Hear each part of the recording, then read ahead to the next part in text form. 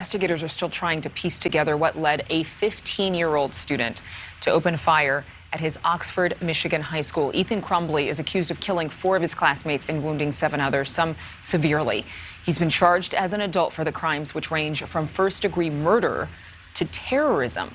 Joining us right now is criminal defense attorney Matt Fakhoury, here to discuss exactly what is surrounding these charges. Because when you hear terrorism, you wonder exactly what needed to be done to facilitate that kind of a charge. But he is a teenager, only 15 years old. He's been charged as an adult. So what exactly needs to happen criminally for somebody who's 15, when in Michigan you have to be 17 to be considered an adult, to actually be charged like this? So certain offenses like murder, rape, and other very serious crimes can be charged with, minors I should say, can be charged as an adult and go to adult court.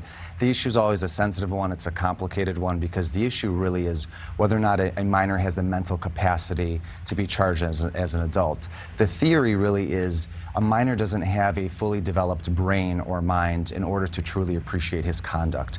Now, the flip side to that coin is that even a minor would understand or appreciate that crimes such as terrorism or murder are wrong and illegal, and that's why certain minors are charged as an adult. So here I think the issue is also going to be his mental health, obviously. And when we talk to the sheriff who was investigating this case, Michigan has a law where, as a parent, you have the right to deny the officials to talk to your child when they are a minor.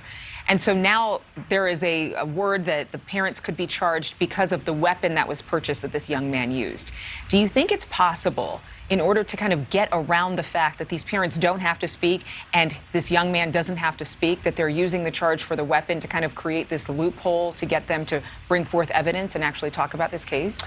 Possibly. I think I'd be speculating at that point. I mean, buying or owning a gun obviously is not illegal. Right. Not properly storing or securing a gun can be illegal. So in a the issue really is how Ethan gained access to the weapon and how it was secured. Now, if the weapon was just sitting there on a kitchen table and he grabbed it and took it to school, then I think charges would be appropriate. If it was properly secured, let's say in a safe, for example, and he gained access to the safe by breaking into it, then I don't think criminal charges would be appropriate.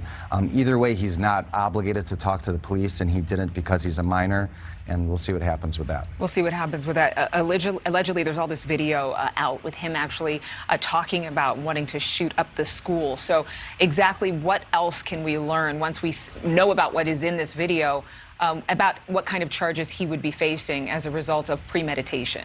Well, yeah, that's the problem here. It's not really good for his defense, obviously, when he has strong evidence like this showing that he planned this or premeditated it. And premeditation, obviously, is an element of first-degree murder. So I think his attorneys are going to have a problem with that. They might try to spin this and say, listen, nobody in their right mind would do this or plan this in the way that he did. And because of that, they might plead the insanity defense, is what we call it. It's usually not the best defense in the book, but I don't really see anything else fitting in a situation like this. Yeah, like what else could they use as a defense? Really nothing. Now, if you're going, I learned this in law school a long time ago. If you're going through your book of defenses and insanity is oh, this fits here, you're usually not in the best case to assert a defense. Insanity is not the most, there's a stigma to it, but it's not really the most effective defense out there.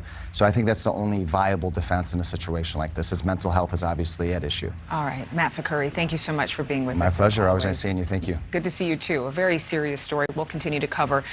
Thank you so much for watching. Make sure to click on the red subscribe button below so you can get more of NewsNation's fact-driven, unbiased coverage.